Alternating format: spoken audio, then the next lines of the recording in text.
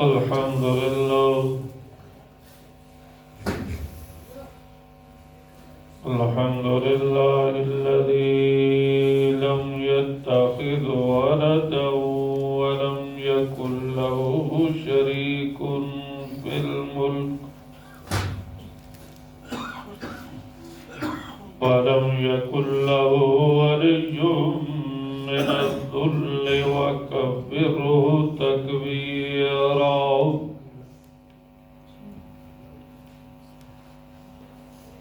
وأشهد أن لا إله إلا الله وحده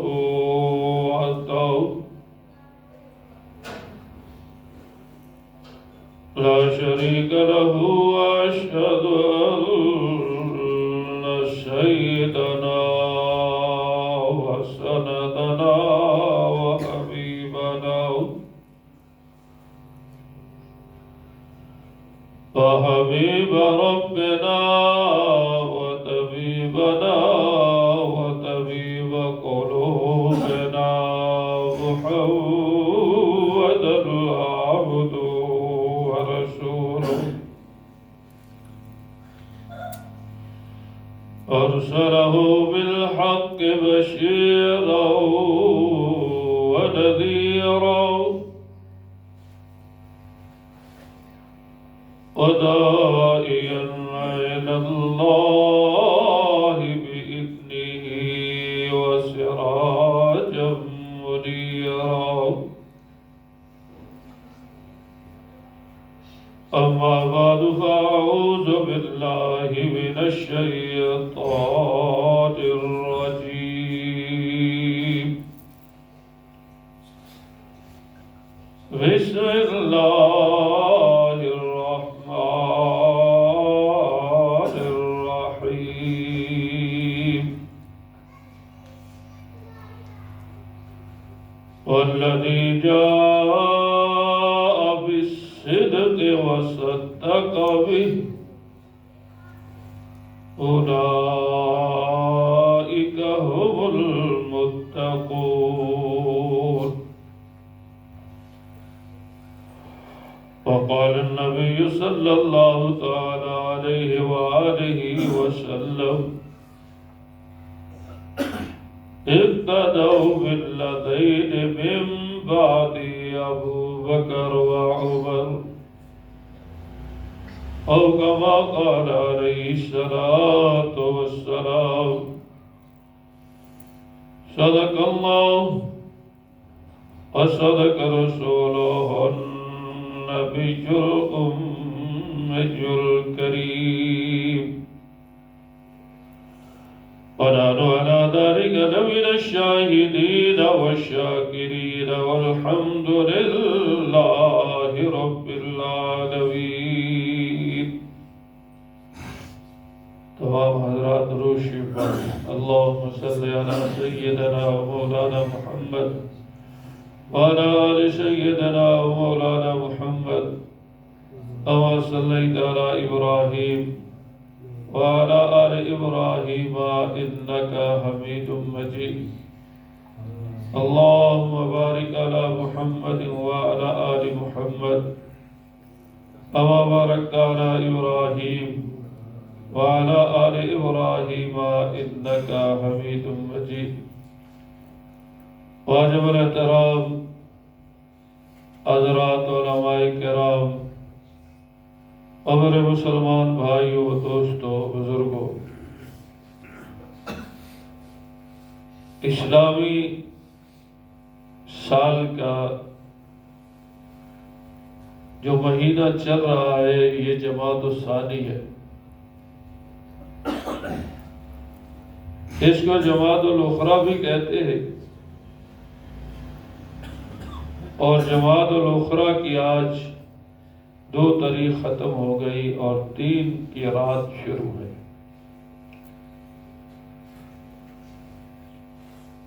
جمادی الاخری اس اعتبار سے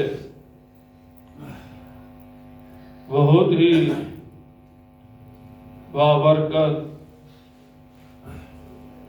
اور بہت ہی فضائل و مناقب والا مہینہ ہے کہ اس مہینے کی 22 تاریخ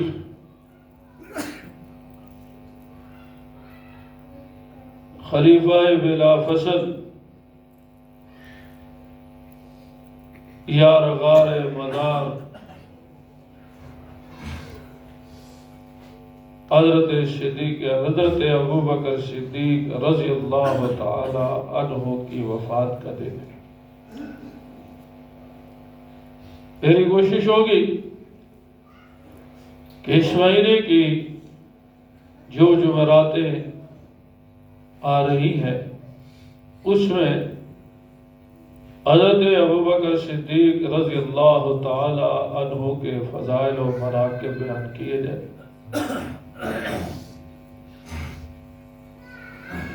حضرت ابوبکر صدیق رضی اللہ تعالی عنہ وہ صحابی رسول ہے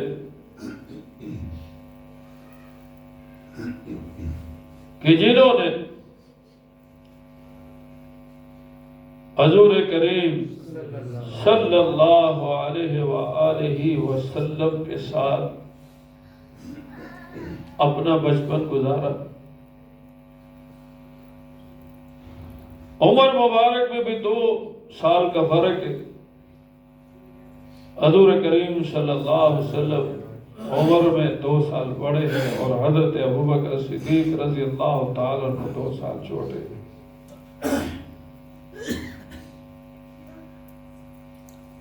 حضور کریم صلی اللہ علیہ وآلہ وسلم جس وقت اعلان نبوت فرمایا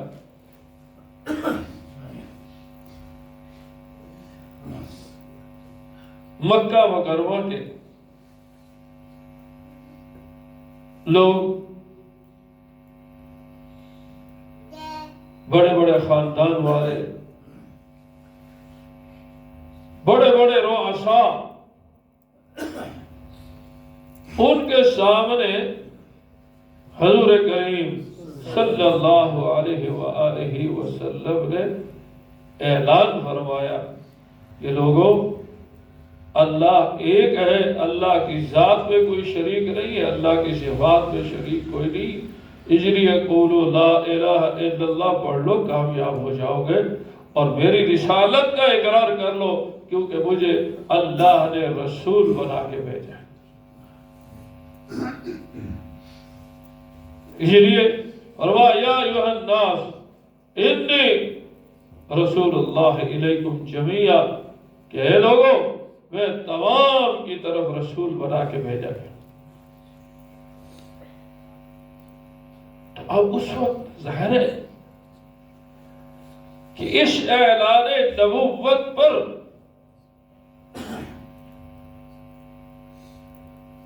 عورتوں میں جس نے اس کلمے کی تصدیق کی، حضور کریم صلی اللہ علیہ وسلم کے اعلان نبوت کی تصدیق کی، وہ حضرت خدیجۃ الکبریٰ رضی اللہ تعالی عنہ، اور غلاموں میں حضرت زید بن حارثہ، اور وہ بھی حضور کریم صلی اللہ علیہ وسلم کے غلام، اور بچوں میں حضرت علی رضی اللہ تعالی عنہ جو مسلمانوں کے 4تھے خلیفہ ہیں، انہوں نے کلمہ پڑھا، دعوت نبوت کی تصدیق کی، اور نوجوانوں میں اللہ اکبر حضرت ابوبکر صدیق رضی اللہ تعالی عنہ نے اعلان نبوت کی تصدیق کی، فرمایا کہ اللہ کی توحید میں کوئی شریک نہیں ہے، اللہ کی ذات میں کوئی شریک نہیں ہے، اللہ کی صفات میں کوئی شریک نہیں ہے، اور رسول اللہ صلی اللہ علیہ وسلم جو اعلان نبوت فرما رہے ہیں میں اس کی تصدیق کرتا ہوں۔ تو میرے پیارے بھائیوں، حضرت خدیجۃ الکبریٰ رضی اللہ تعالی عنہا کا کلمہ پڑھ لینا، تصدیق کر لینا، یہ کوئی بڑی بات نہیں تھی اہل عرب کے ہاں، اس معاشرے میں۔ کیوں؟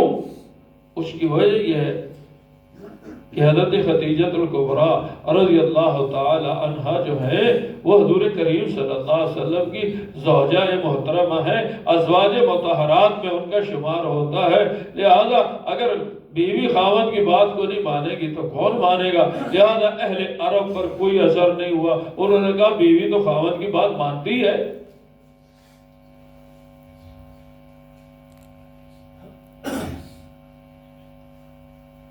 اور حضرت زید بن حارثہ رضی اللہ تعالی عنہ غلام ہے، اور غلام بھی حضور کریم صلی اللہ علیہ وآلہ وسلم کے ہے، لہذا غلام آقا کی بات نہیں مانے گا تو کون مانے گا؟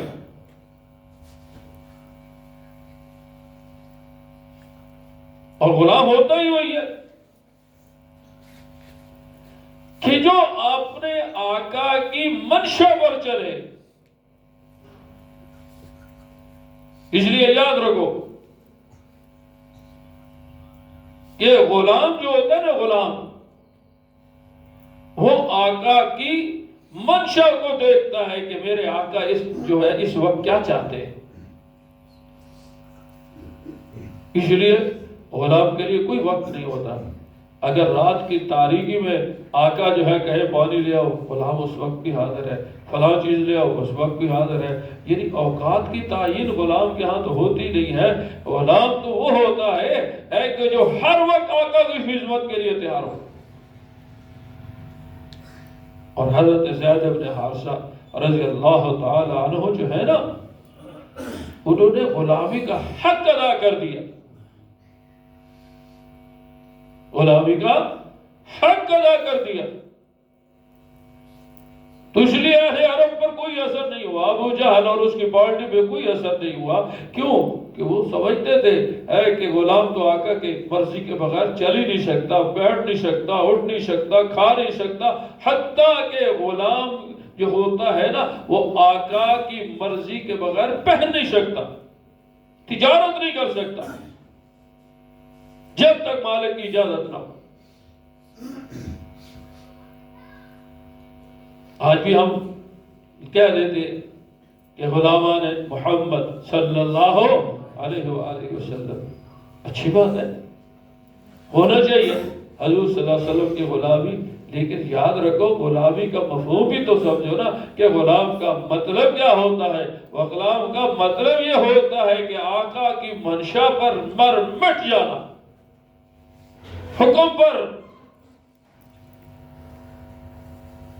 یہ صحابہ کرام کہہ سکتے تھے کہ ہم ہیں غلامان محمد صلی اللہ علیہ وسلم، کیونکہ وہ حضور کریم صلی اللہ علیہ وسلم کی منشا پر اپنا سب کچھ قربان کرتے تھے۔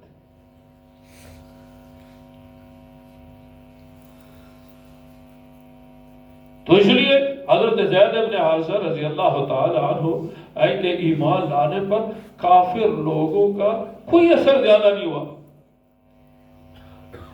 اور بچوں میں حضرت علی رضی اللہ تعالیٰ جو بعد میں خلیفہ بنے، مسلمانوں کے چوتھے خلیفہ، تو انہوں نے کہا یہ تو چچا زاد بھائی ہے، چچا زاد بھائی ہے اور ہے بھی بچہ۔ تو میرے پیارے بھائیوں، حضرت ابو بکر صدیق رضی اللہ تعالی عنہ نے جب کلمہ پڑھا، اعلان نبوت کی تصدیق کی، تو ابو جہل اور اس کی قوم نے جتنی بھی تھی ساروں کے منہ سیاہ ہو گئے، اور ابو بکر یہ تو نے کیا کیا، یہ کیا کیا تو نے؟ تو حضرت ابو بکر صدیق رضی اللہ تعالیٰ نے فرمایا کہ میں آج کا تو نہیں ہوں حضور کریم صلی اللہ علیہ وسلم کے ساتھ۔ اعلان نبوت ہوا 40 سال میں، اور حضرت ابو بکر صدیق رضی اللہ تعالیٰ عنہ کی اس وقت عمر تھی 38 سال۔